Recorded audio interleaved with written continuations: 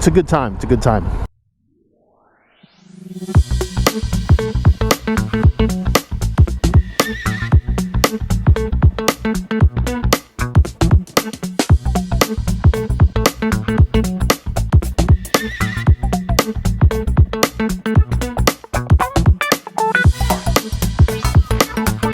Here we are. I think the lights change. Here we go. So, hopefully this microphone is working. Today I just finished my 16th day, 8th class as a rider coach aide, or as a range aide. This is my range, well, the range I work at Adventure Rider Training under Jeff and several other people. I am the lowest on the totem, but that is okay because that's where you have to start. So this is my basic range. This is the peanut on the range. I'm having a lot of fun, honestly.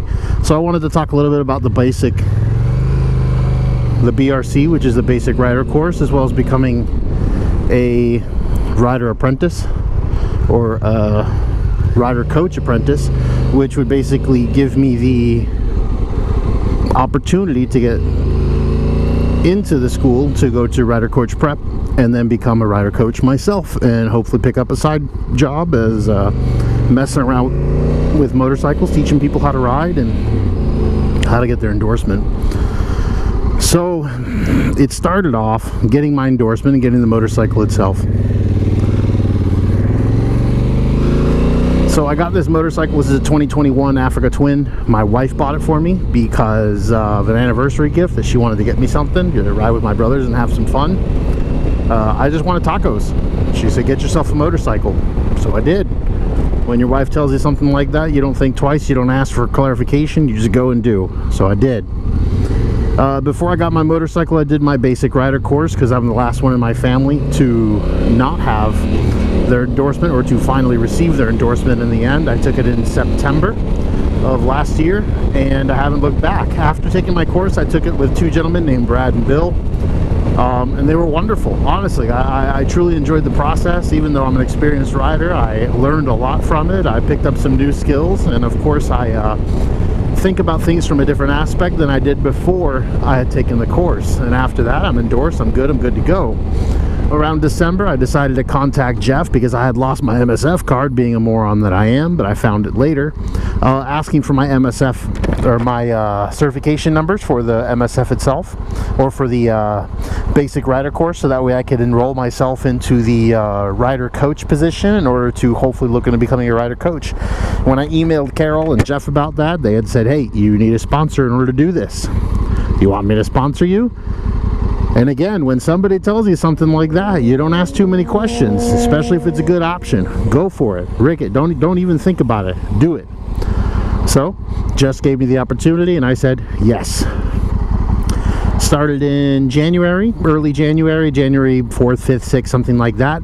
Right now we're February 4th, 5th, 6th, something like that as well. So a little over a month, I've done 8 classes, which are 2-day classes. So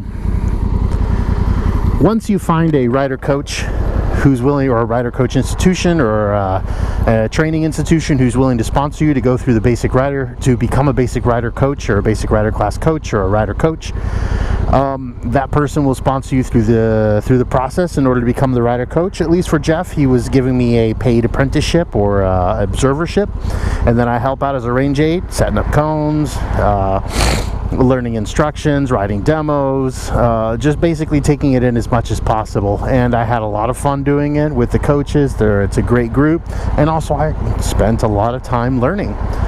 And now that I've done 8 classes in total, it feels much more familiar to me. It feels much more smooth, the process. I can get around it, get up and down, put my cones set up, know what they want, what they don't want, signals, all that stuff. It's much smoother now. So by the time I go into my basic rider, or my rider coach prep course, which is going to happen in February, it's a week-long, day after day, 7-day course, which I will take and have a lot of fun on. And then once I'm done with that, I will be a U.S. and Florida certified rider coach.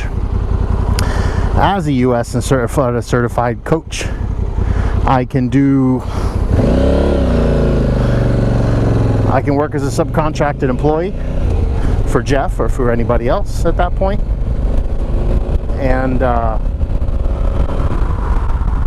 you know, if I'm subcontracted, I'm not necessarily in play of Jeff. I can work from here, I can work in other places. I don't have to, you know, follow any sort of strict guidelines or rules for availability or whatnot. You know, he wants me to be available, and that's cool. You know, I'm his coach, and I understand that. He's giving me an opportunity to do something I wasn't able to before. So he's going to need me when the times come to do some shifts that people don't want to do. And you know what? That is okay. That's part of the learning process. I don't mind doing that for the next couple months to a year, taking some shifts that people don't necessarily want, working at times that people want to take off. It's part of the job. When you're new to the person, that's what you have to do. So I'm going to start that out for a while. I'm pretty excited about my Rider Coach Prep. All the coaches have been guiding me on what to do, what not to do, how to stand, where not to stand, what to say, what not to say, how to say it, and how to conduct yourself in a timely manner, which is the biggest thing, and make sure that they have the most exposure to the bike and riding as possible throughout the entire course. And you see little things flapping over here. Meow, meow, meow, meow, meow. You know, that drift shift. Drift stitch that I performed over here in the corner is seems to be working quite well, honestly. A lot better than that super glue. I can knock it around and stuff, and it really doesn't give me any issues. Let's stay here. Let's keep going up. I don't mind up. It's been fun. If anybody has the opportunity or gives you the opportunity to get into training, to start working with, to be a coach, to participate in, you know, if it's paid, not paid, and you're interested in learning, man, get into it. Learn how to ride a motorcycle better. Expand your mind and your possibilities. Expand also your limits of thinking. You know, there's different facets to the diamond that you're not looking at, and other people have other views on the same object or the same objective or even the same goals. So it's nice to work with different people, in which I have. I've worked with a variety of coaches, and all of them have their own philosophy as how they like to run the class. All of them have their own little knickknacks and different kind of tricks to get around doing things and do it a little faster, do it a little slower, to be able to teach better, to, you know, to delegate or to convey the message a little smoother, a little easier, a little more understandable to people. Because, you know, it's a bit of an overload. A lot of these people, they only have so much room in their cup for information. And as soon as that starts filling up and you start telling them more and more, it starts spilling wine. You know, you start spilling your juice, you start spilling your water from the cup. And unfortunately, that's a situation where you have somebody overloaded with information, riding something that they don't or unfamiliar with, which can be dangerous. They start revving up, they don't know what they're doing, dump the clutch, there it goes. Bob's your uncle. And that's not something I want to happen to any of my students, nor on my watch.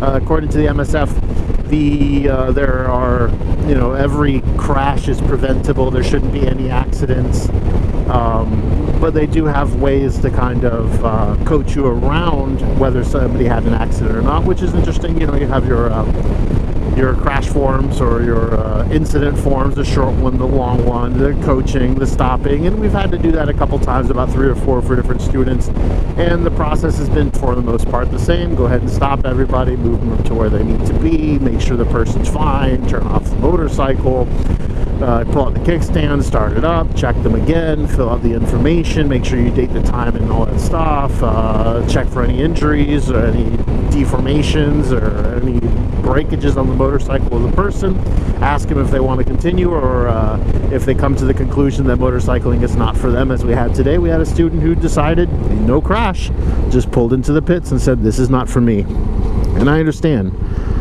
This is most certainly not for everybody, because it is a life and death situation if you're not able to do these basic maneuvers. You know, clutch control, brake, rear brake, shifting. It's kind of like drums. It requires all 4 of your appendages to work in unison together. And it's a really cool process, and as soon as you have it smooth, it's a second nature, but it does take a lot. You're riding a bicycle with a whole bunch of controls. So I don't blame anybody if they're having issues getting the clutch to work correctly for them, to get it to where is the friction zone, how long do I sit in the friction zone, when do I use more, when do I use less, when do I transfer the throttle, when is clutch appropriate. See how long I sit in the friction zone before I let it out? Long ass time in that friction zone. Let that motorcycle pull me out of the hole first, eat all its torque up, and then I can gingerly accelerate it to second gear. Beautiful. So this week shouldn't be too tough. We got a couple things to take care of. I don't think I'm going to be working for Jeff this week because my rider coach apprenticeship, I already finished 8 classes, unless he wants me going in for a little extra time, some extra remedial coaching, and if he pays me for it. You know, if he doesn't pay and he's just like, hey, just want to show up, I got other things to do. But, you know, if he's going to pay me for it and he can show up and do some extra work, hell yeah. You know, I'll come out as a range 8, that's no problem with me. Make the process go faster. If anything, I try to be proactive. I try to be ahead of schedule. I try to keep everything on time, paperwork, numbers, identifications, what is it called, certificates and stuff like that for online courses. I try to maintain on top of that. I maintain on top of my own paperwork. So far it's been a good process. I haven't really had any negative feedback as far as a lack of want, a lack of performance, a lack of interest. It's always been the opposite. A lot of interest, a lot of performance, a lot of asking questions, and a lot of learning, just active learning. And that's honestly, I hear it celebrated from the coaches which I've been working with, as well as Jeff, who owns Adventure Rider Training. So I'm happy in that aspect. I'm already going 6 too. Let's kick into 6.